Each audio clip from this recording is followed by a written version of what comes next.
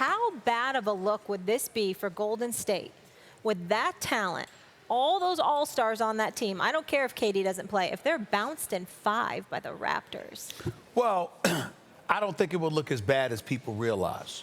And the reason why is because with KD out, with Cousins compromised health-wise, with Iguodala getting hurt in Game 1, with Thompson being out in Game 3, with the amount of pressure that put on Steph Curry. I'm not talking about skill now. I mean, it's one thing if you're playing bad. It's another thing how we look at you, PK. And here's what I'm saying. If we looked at at Steph, and he's playing like garbage, that's a problem. What did we see when we saw him in Game 4? We said, damn, he's completely exhausted. Because Nick Nurse and them boys were running bodies at him. From opening tap, Nick Nurse was going like this. Run it, run it, run it. Why? Because they know Cousins can't run. They knew that Looney was drugged up, took the needle shot. You know, he take the needle to the collarbone. Remember that? That he had to come back, right? They knew that Iguodala, because of that calf injury in Game 1, they knew Clay had missed out in Game 3. This is Klay Thompson, who's shooting 55% in the finals. 59% from three-point range, averaging 24, okay? So we look at it from that perspective. And when you see the absence of bodies that they have available to them compared to what the Raptors are giving them, I'm not saying it's a great look by any stretch of the imagination.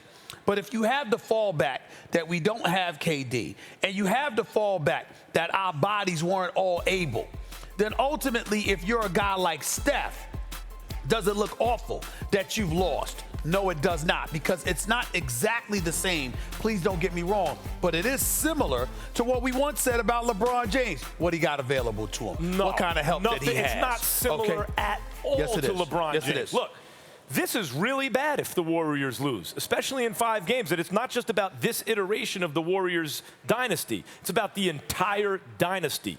Let me tell you a story, because that's how we understand the world, and especially sports. We tell stories. Let me tell you a story about the Warriors dynasty. That not long ago, people, is this the greatest dynasty ever? Is it better than the Bulls? They're competing, they're not competing with the Bulls. Bulls are destroying this dynasty, but also, like, what about the Lakers in the 80s? What about the Kobe Shaq Lakers? What about the Spurs, who won 5, even though never back-to-back, over a long period of time, right? Miami went back-to-back. Where does this rank? What about the Celtics in the 80s? It's falling. Here's the story. First year of this so-called dynasty, LeBron was missing Kyrie and Kevin Love. They had 3 All-Stars. 2 of them were not playing. Dellavedova was his second-best player.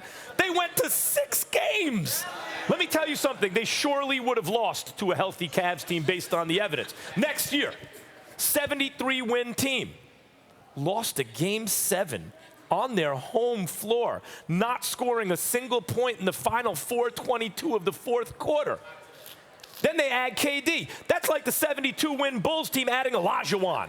No one's supposed to beat you at that point. You're invincible at that point. Now, they got one the very next season. They should have lost to the Rockets, who were down Chris Paul, missed 33 pointers. We're still a single-digit loss in a Game 7 at the Rockets. And now we have this year. KD goes down, they're going to lose again? And they're not even really putting up a fight? They're going to lose like that? It's a bad look, period. Listen, there's no doubt the Golden State Warriors have all the talent in the world, and that's great, but they're facing a desperate team.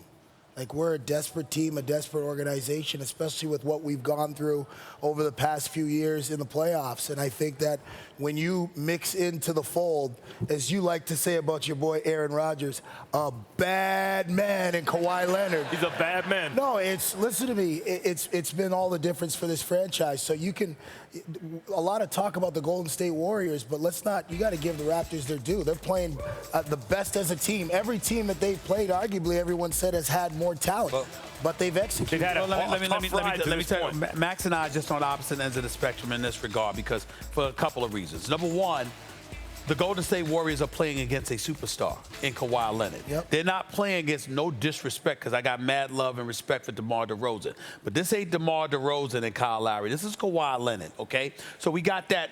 That's point number one.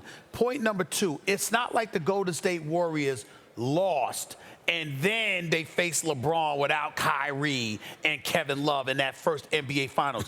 They were just learning how to win. If you recall, back then the storyline is, what were the Clippers going to be? Because you talked about CP3 with Blake Griffin and DeAndre Jordan, but then they blew a 3-2 lead by blowing Game 6 at the Staples Center. So right there, they didn't even win championships yet, and it was just a rivalry. And if you recall, that same series, they were down 2-1 when LeBron bowed to Jim Brown and paid homage to him, and then the Golden State Warriors went on to win it. They had never won until that point. So then they come. The Raptors, they're not having a problem. Well, I'm getting to a point about what you were talking about. I'm not even thinking about the Raptors for a second. I'm saying their first championship, they hadn't learned how to win yet. So it's not like they won and then they were in danger of losing to Cleveland. They hadn't won. So they were just learning. They were babies at that particular moment in time. Then they come back and they win in 73 games. You yourself lamented how much time they had played Steph Curry. He clearly wasn't 100%. They lose in Game 7. Then you come in the next 2 years and you win with KD. Well, let me ask you this question, rhetorically, albeit. If the Bulls didn't have Jordan, or when they didn't have Jordan, they lost in the playoffs to the Knicks 1 year. Jordan came back with 17 games left in that regular season. They lost in the semifinals. All 6 titles that they won were with Jordan. Of course you're going to if you take off your guy, if KD's off, or if you lose Jordan, for example, with Chicago. There were questions about the Bulls, but Jordan could overcome it. There could be questions about Golden State, but KD potentially could overcome it. We don't know that. KD is not the Jordan of the team. No, I'm not saying.